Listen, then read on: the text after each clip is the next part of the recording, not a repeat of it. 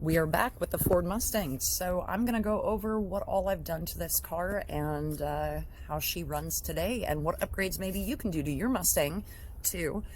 Since these are my favorite cars, my heart, my love, that's one of the reasons why I didn't make a fuss when I got her in regards to her condition. Otherwise, I would have blown up.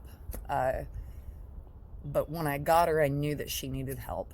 And so regardless of what I paid for her, regardless of what I was told that wasn't true, I wanted to see her back on the road in a good condition because she deserves to be saved. So this is her currently today.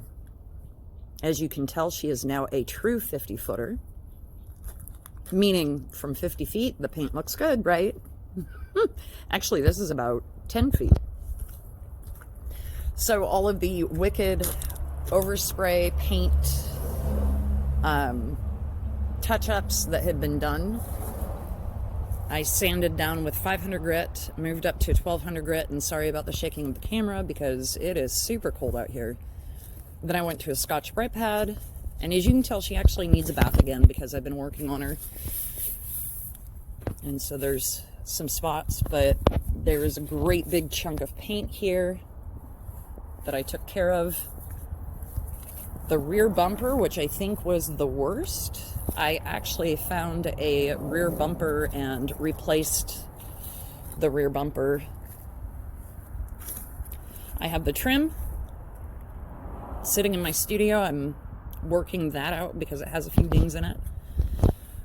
New rims, new tires, tires that came with it. The rims I just didn't care for. They were Kriegers. I just really didn't care for the style or the look. And so what I did was I found these rims that kind of mimic the King Cobra mesh rims that they originally came with. And then new tires in the rear, new tires in the front.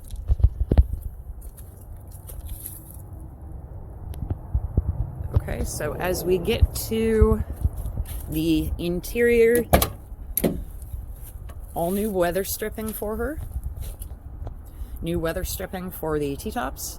This T-top, the T-tops now are removable. So when I got it, the gentleman that owned it put house tar and caulking in here and just filled up all of the gaps so that way they didn't leak.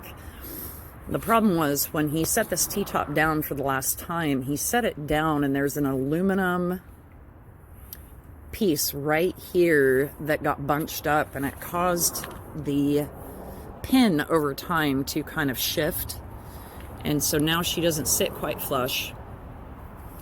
That's something later on I will address. Here is the interior. I do have covers on the seats. They're such a light color that I really don't want to get them dirty after I've spent hours upon hours cleaning them. If you remember from the beginning, the tear's still there. I do have a patch to work on that, but I haven't quite gotten to that yet. I think these seat covers actually look pretty good. They're decent seat covers. So the dash, big difference here. This I revinyled the dash pad.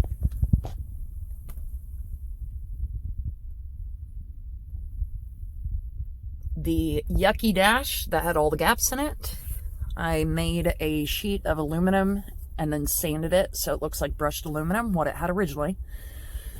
I finally got vent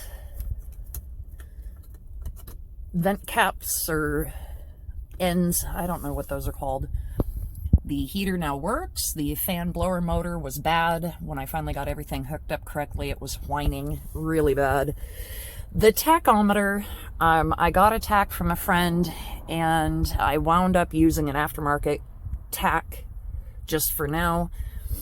That burnt section where the stereo used to be, I created a little aluminum insert and put in all of my gauges. I did end up having to purchase new gauges. The gauges that were in this car were just trashed. Center console's been restored with the same vinyl as what's on the dash. And of course it's filled with masks because it's COVID, don't you know it? New aluminum insert in the coin holder. New aluminum insert for where the clock is. The back seats look absolutely gorgeous. And I finally matched the paint for these panels. So I found some paint on spray paint, interior spray paint for these panels, and it just was not the right color. And so I finally did find some paint that was the right color and got it matched at Lowe's. And this is an exterior tough paint. So hopefully that'll wear well.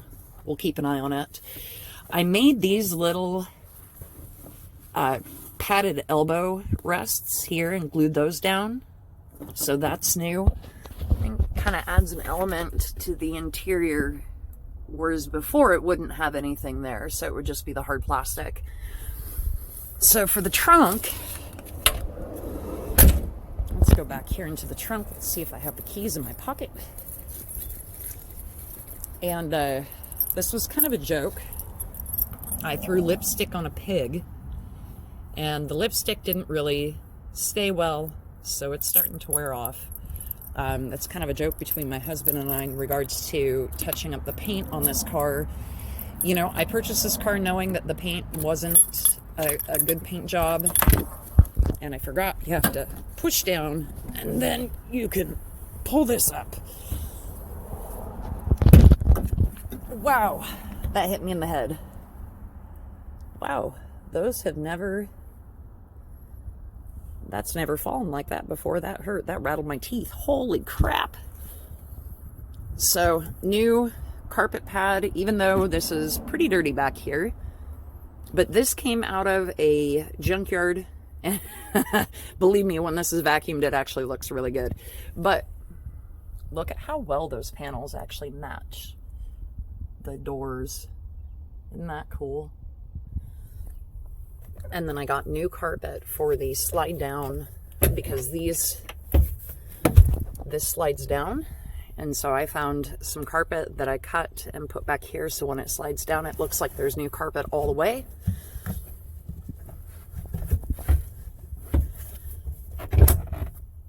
There we go. These are my old sheepskin seat covers that my grandfather had in his Jeep, so I just decided to keep those. New weather stripping all the way around. I was told that the weather stripping had been replaced, which really wasn't the case.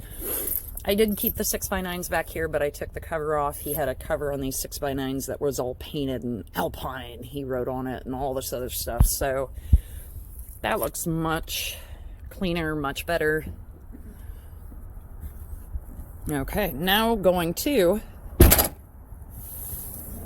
We'll start from the rear to the front. So all new brakes. The brakes were totally shot. So no disclosure of brakes being no good. The brakes were completely shot.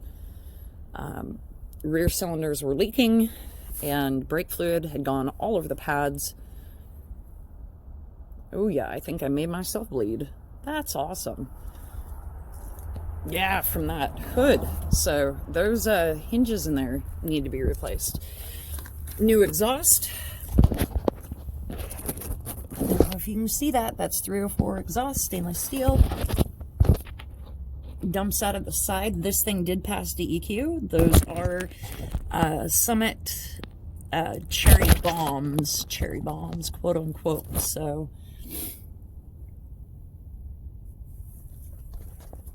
all right, let's look under the hood.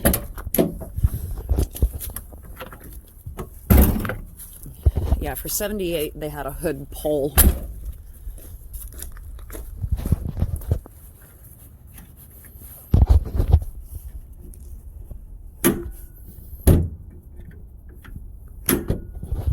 Can't do this with two hands. Or with one hand. Alright, gonna set you guys down for a hot minute while I prop the hood up. Okay, so under the hood, all hoses had to be replaced.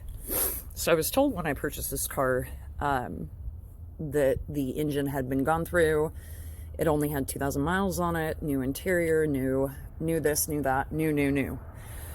The motor had probably been rebuilt maybe 10 years ago, is what I was guessing, and the tags on the car expired in 2009, I believe, and so she hadn't been ran in quite a while. So what I did, the alternator was no good on the old ones, so this is from a U-Pull-It. If you go back through my videos, you can see how to convert a newer alternator so you don't have an external controller for the alternator. And I can't think of the word, probably because I just got hit on the head. New master cylinder, new booster. And I hate master cylinders, man. Tell me this, why? Why is it already showing a bunch of rust when it just was installed like 3 months ago? I opened the hood scoop, so now the hood scoop is functional, and this is something that I took off of Engine Masters when they did a test for intake air cleaners. They had set a salad bowl. You see that? I do. It's a salad bowl. They set a salad bowl on a carburetor and then just put the top filter on it, and whoopee, they made more horsepower doing this than they had with the open sides and the open top together. So I just went and found myself, and actually mine is not a salad bowl because it had to fit between the hood. For the hood to close, it had to fit in here. So that is the top to a oh, what are those called? A frying pan, like a top to a frying pan. I just tipped it over, cut open the top, and it's sitting now on the for the intake. So new everything pretty much under the hood. I haven't gone through the motor yet per se. I did sand down these valve covers because I just hated the way that they were painted all nastily. I cleaned up a lot of the wiring, so in that way it's very clean. It's all set up here with a new mega fuse going to the alternator. I will be putting in an electric fan soon that I pulled off of a Crown Vic, so that will be going in, and I'll be making a video of that.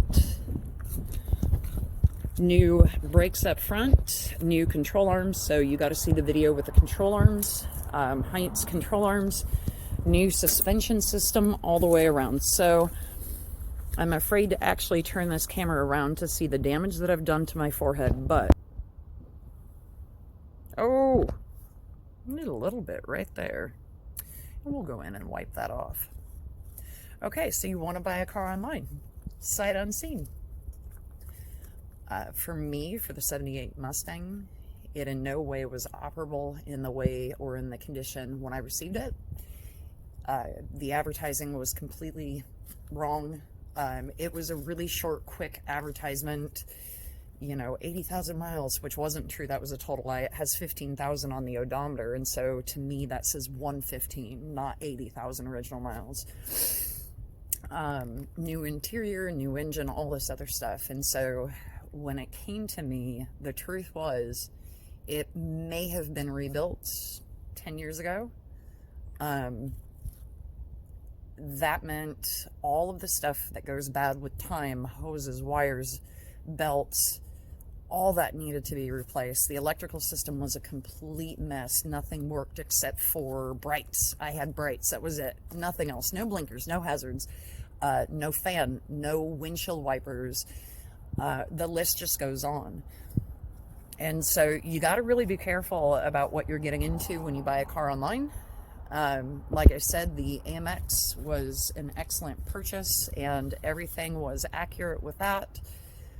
But do your research and always be ready to do something to the car. If you're buying something online, and especially if it's a classic car, unless if it's been checked out by an independent party outside of the seller, just expect that you're going to have to do work. My advice. So I am happy with the way that she's turned out, but I've been very blessed to have a few months off. I'm a teacher. I'm a special education teacher, so I have the summers off. This is how I spent my COVID summer, was restoring this Mustang. And so I can't say that I wouldn't want it any other way. I'm just kind of bummed I was forced into it. So that is her.